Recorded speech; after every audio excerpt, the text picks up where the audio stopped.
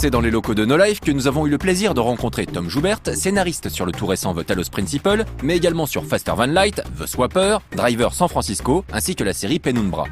L'occasion pour nous de revenir sur la dimension narrative de notre média, souvent mise à mal, Tom n'ayant visiblement pas la langue dans sa poche. Mais commençons d'abord par nous intéresser au challenge représenté par FTL, la simulation spatiale roguelike, Faster Than Light, où l'histoire n'a finalement qu'une place limitée. Personally, I really enjoy doing a job like FTL, and I find it kind of easier because so much of my job usually as a narrative designer is that high-level plotting and character development stuff. And that's obviously the core of the story, right? That's the core of what you're doing. But it's also the hardest part, just generating that sort of inventive content. And sometimes it's really nice just to sit down and have a simple task in front of you, which is write 100 events. And you just write, and it's just for the pleasure of the language and the jokes and what have you. That's quite enjoyable. At the same time, I would say that FTL was a real challenge insofar as you've got no space to do anything with, because every event has to be so short, because the focus of the game has to stay rightly on the combat.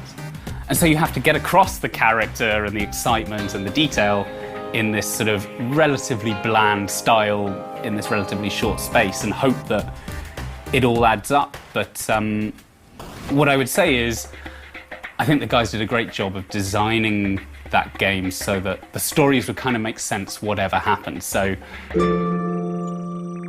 l'actu de Tom et la raison de sa présence en France au moment de cette interview est bien entendu liée au jeu The Talos Principle, développé par Croteam, qui est présenté par ses auteurs comme un jeu d'énigmes philosophiques à la première personne.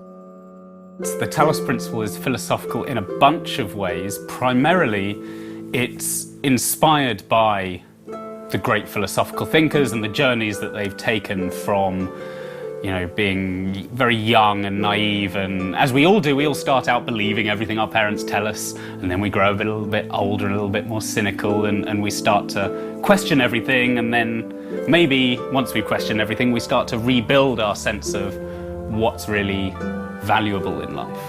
And the game is really about trying to take you back to square one. So we can't make you a child again, but we can put you in this sort of robot body and drop you into this synthetic world that you have no idea about and ask you questions like, why are you here? What are you? Does it matter to you if your mind is made of silicon chips or neurons? And those sorts of questions emulate the questions that we have to ask ourselves as human beings and don't always.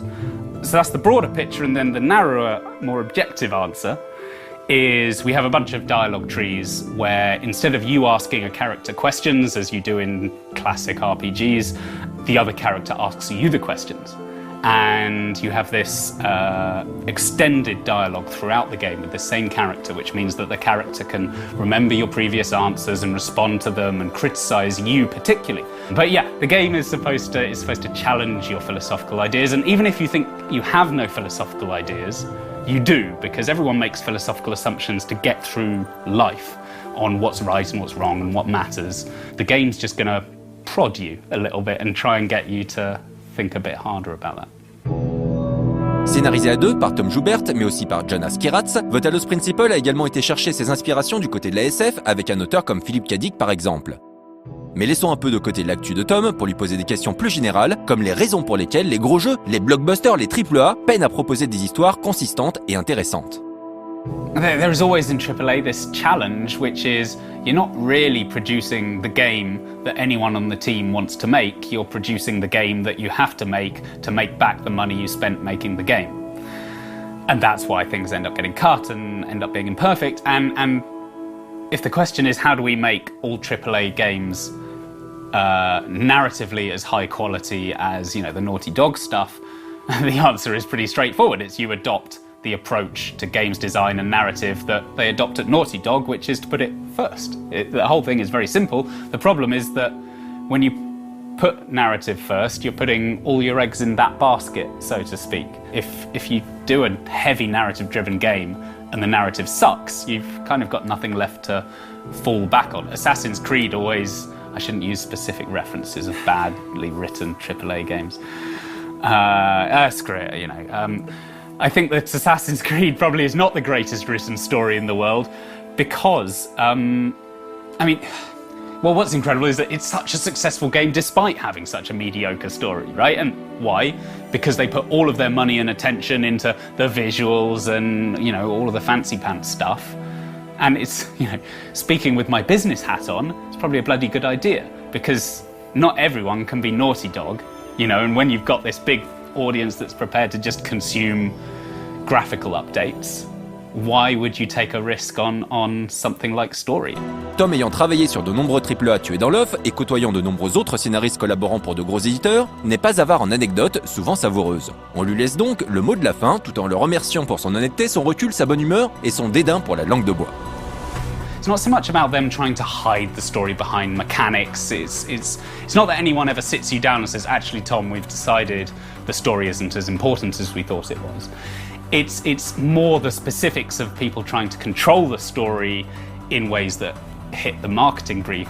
So, you know, I never again want to work on a job, write a story, and then have to have an argument with a marketing department over whether or not I'm allowed to have a disabled main character, because the marketing department is worried that a disabled person, the audience won't relate to them, right? And it's like, and at the same time having to argue with them, well, I want a 60-year-old character, and they're like, well, Solid Snake looks like he's about 50, so you can go to 50, but not 60, and you know, so you ask, how do you deal with that? For a long time, I tried to fight the battles that need to be fought and give up on the ones that don't, and you know, I still do that to some degree, but the bigger lesson is just don't work with the wrong teams. You know, nothing changes a project more than whether or not some senior guy on the team is on your side or not. You always know when you walk in that room whether they kind of want you there or not. And as a freelance writer especially, because you're coming in from outside, you need someone inside who is fighting your corner, because otherwise everyone's just going to screw you over. Not intentionally, but because story is difficult and sometimes expensive, and a lot of people aren't trained to think about games in terms of story. And it's just battles they don't want anymore.